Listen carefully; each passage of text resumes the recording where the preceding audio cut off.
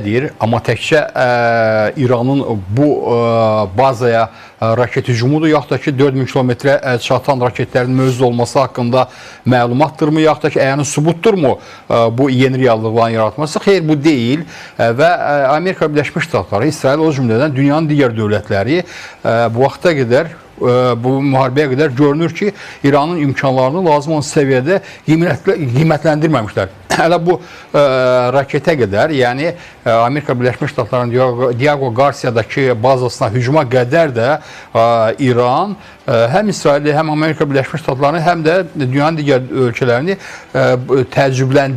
təəccübləndirə bilmişdi. Ona görə ki, İran artıq 20 gün artıq davam edən bir müharibədə davam gətirir və İsrail və Amerika Birləşmiş Ştatları istədiyinə nail ola bilməyib, eyni zamanda dünyanın digər dövlətləri də gözlədikləri nəticəni görmürlər.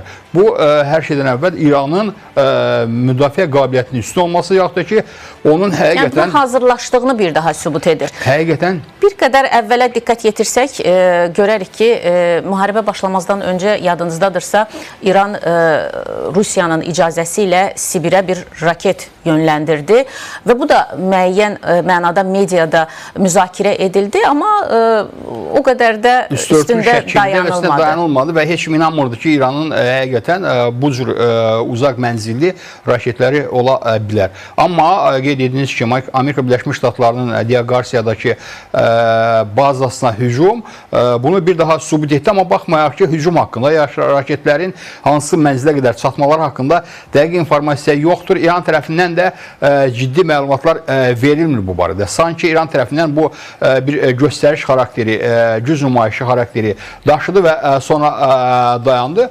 Amma digər sahələrə diqqət yetirdikcə tamamilə fərqli mənzərənin şahidi oluruq. İran həqiqətən də Amerika Birləşmiş Ştatları və İsrailin hücumları qarşısında davam gətirir və hətta onlara ciddi zərbələr vurur. Xüsusən də ki, İsraili nəzərə alsaq və bu günləri